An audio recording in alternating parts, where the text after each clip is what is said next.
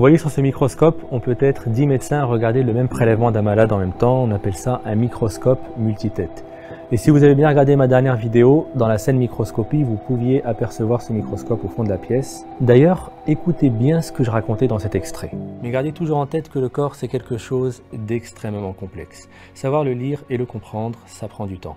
Souvent on y arrive, mais parfois on n'y arrive pas. Parfois on n'y arrive pas. Ça arrive effectivement, on est là face au microscope, seul, et le prélèvement du malade, et on n'arrive pas à trouver le bon diagnostic. On se réunit alors dans cette pièce, autour de ce microscope, à plusieurs, médecins pathologistes, et ensemble on arrive à résoudre ces énigmes diagnostiques. Plusieurs cerveaux en valent mieux qu'un. D'ailleurs aujourd'hui on a un problème diagnostique hyper important à résoudre. Regardez ça.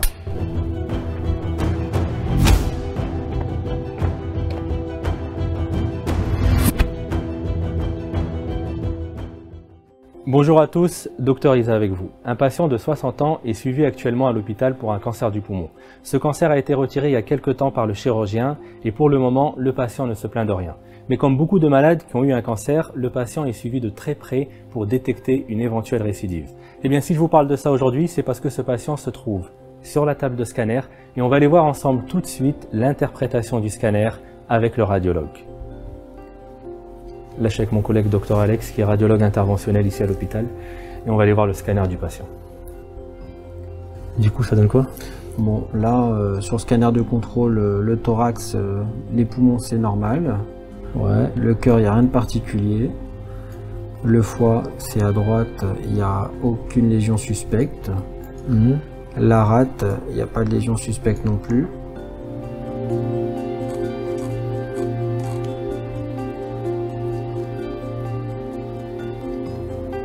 Par contre, au niveau du rein gauche, là, on a une lésion tissulaire d'allure suspecte. T'en fais voir?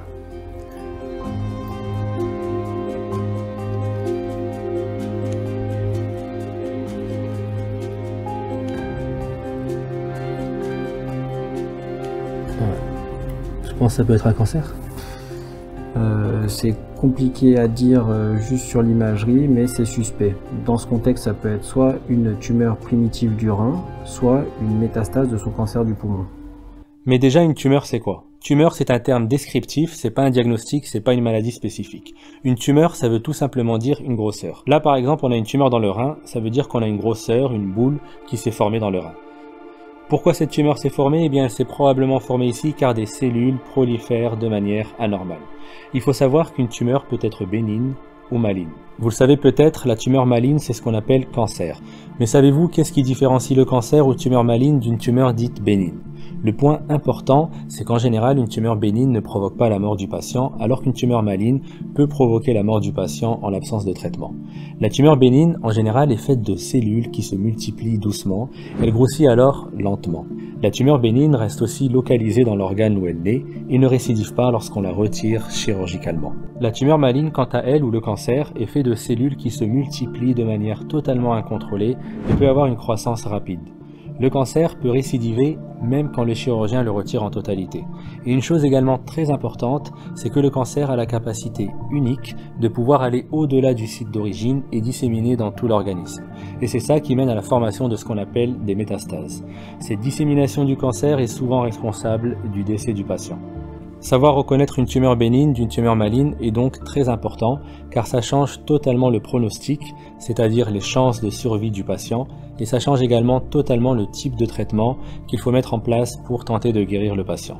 Savoir reconnaître une tumeur bénigne d'une tumeur maligne, c'est une partie très importante de mon métier de pathologiste, et vous allez voir qu'en examinant les cellules au microscope, il est possible de savoir avec certitude si ces cellules sont cancéreuses et même d'où elles proviennent. Tout ça afin de déterminer au mieux le type de traitement à proposer au patient. Mais faire ces diagnostics serait impossible sans l'ensemble des autres professionnels de santé qui forment une véritable équipe impliquée dans la prise en charge du malade, et vous allez bientôt comprendre pourquoi. Revenons maintenant à notre patient. On a retrouvé donc chez lui une tumeur dans le rein. Et la première chose qui nous préoccupe aujourd'hui, c'est de savoir si cette tumeur est bénigne ou maligne. En d'autres termes, est-ce que c'est un cancer? Et la deuxième chose qu'on veut savoir, c'est est-ce que cette tumeur correspond à son cancer du poumon qui s'est propagé au rein ou est-ce que c'est une nouvelle tumeur qui s'est développée cette fois-ci dans le rein? on veut faire le diagnostic. Toutes ces questions sont hyper importantes parce que le pronostic de la maladie et le traitement qu'on va apporter au patient vont dépendre de ce qu'on va trouver dans cette tumeur. Et pour y répondre, il y a une seule solution, faire une biopsie de la tumeur et l'analyser au microscope. Il faut réaliser une biopsie. En gros, il faut réaliser un prélèvement sous scanner. Tu nous montres comment fonctionne le pistolet à biopsie? Là, on est donc dans la salle où le patient va être prélevé. Donc là, on a ce qu'on appelle un pistolet à biopsie. Pour faire le prélèvement, il suffit d'appuyer. Pour faire des biopsies de façon sécurisée, on utilise un coaxial. On va avec le coaxial dans l'organe cible, dans la lésion cible. Comment tu sais que tu es dans la lésion cible? Alors, on fait ça sous scanner et on avance étape par étape jusqu'à la lésion cible. L'idée, c'est de ne pas léser les organes de voisinage. Donc tu vois vraiment au scanner en temps réel où tu es exactement, quoi. Voilà, j'avance pas à pas jusqu'à que j'arrive à ma lésion cible. Une fois que je suis dans ma lésion cible, je dévisse, je retire et je mets mon pistolet armé dans le coaxial. Je déploie, je fais un contrôle scanner pour être sûr que je suis bien dans ma lésion et ensuite je prélève. Ah, petit détail hyper important, il faut savoir que ce geste est fait sous conditions d'asepsie strictes et sous anesthésie locale. Et là, Dr Alex va aller prélever le patient. Regardez ça.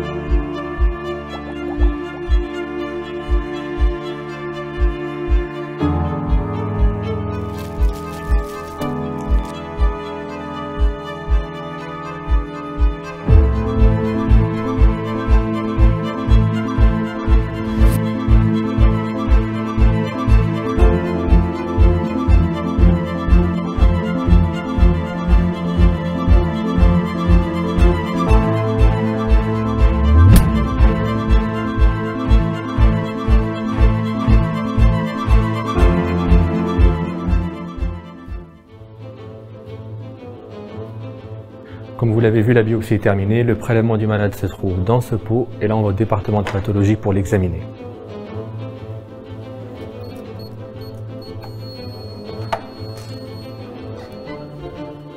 Là, premièrement, il va y avoir toute une partie technique qui va nous permettre, à partir donc de ce prélèvement, d'avoir une lame colorée analysable au microscope.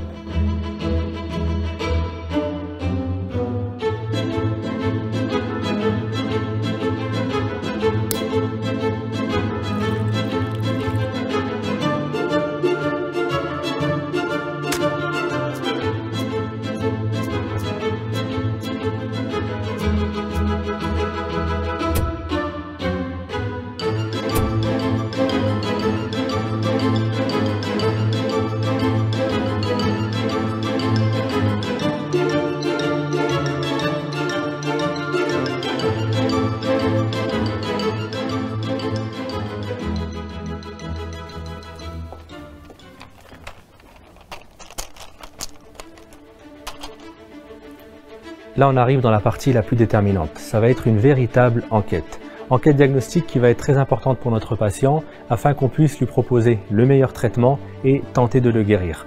Est-ce que sa tumeur correspond à un cancer? Est-ce que c'est une métastase? Eh bien, la réponse se trouve ici, sur cette lame, et on va la regarder tout de suite au microscope. Ça, je vous l'avais déjà dit dans la dernière vidéo, on ne fait pas juste de la contemplation au microscope, mais on doit savoir précisément ce qu'on cherche et on doit connaître les éventuels pièges.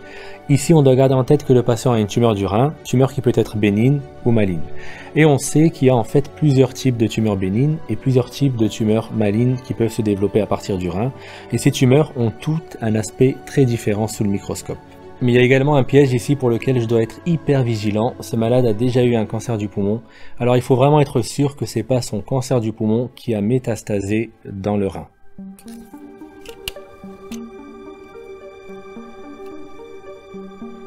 Alors là déjà vous voyez, on a du rein normal. Ça ressemble à ça. Ici, sous vos yeux, c'est ce qu'on appelle un glomérule. C'est ce qui permet de filtrer le sang pour produire l'urine. Et l'urine passe ensuite dans les tubes que vous voyez juste ici. C'est à partir des cellules qui composent ces tubes que se développent les tumeurs rénales primitives. Ah, regardez ici. Là, on est dans une zone de tumeur.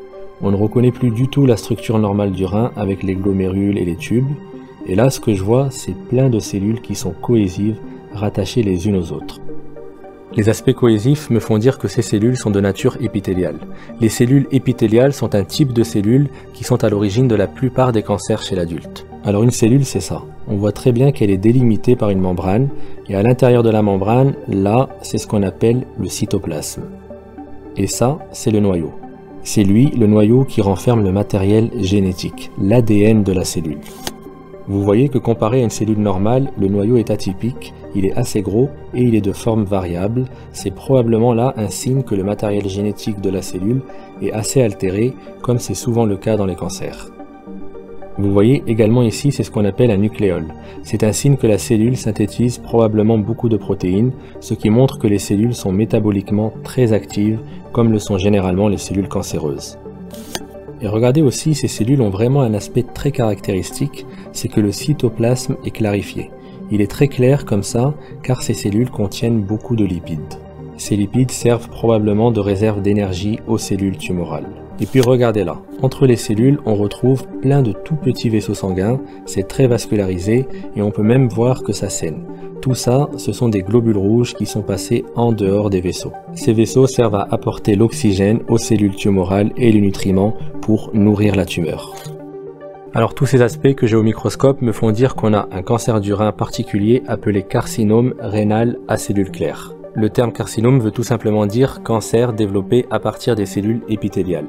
Et le carcinome rénal à cellules claires est en fait le type de cancer le plus fréquent qu'on peut retrouver dans le rein. Mais attention, pour éliminer totalement la possibilité d'une métastase de son cancer du poumon au niveau du rein, je vais utiliser une technique spéciale qu'on appelle immunohistochimie. À l'aide de cette technique, je vais pouvoir détecter une protéine qu'on appelle PAX8 qui se trouve au niveau des cellules du rein mais pas des cellules du poumon. L'immunohistochimie me permet de détecter, là, en marron, que cette protéine est bien présente dans la tumeur. Maintenant, je suis vraiment certain que c'est bien un carcinome d'origine rénale et non une métastase du cancer du poumon. Je confirme maintenant définitivement que cette tumeur correspond bien à un cancer primitif du rein qu'on appelle carcinome rénal à cellules claires et cette information va être capitale pour la prise en charge du malade.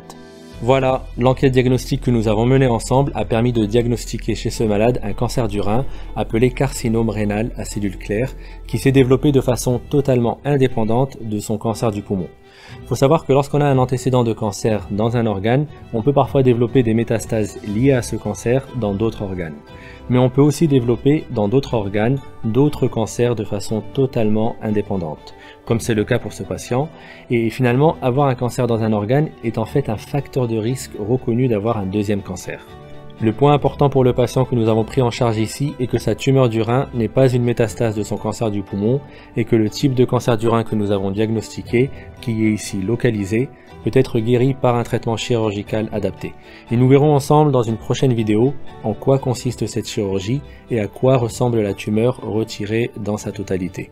Et vous voyez que travailler en équipe et bien observer les lésions au scanner et au microscope permet de faire un diagnostic précis, diagnostic qui est indispensable à la bonne prise en charge du patient.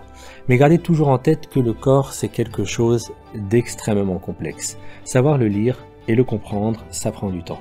Souvent on y arrive, mais parfois on n'y arrive pas. C'était Dr Isa avec vous. À très bientôt.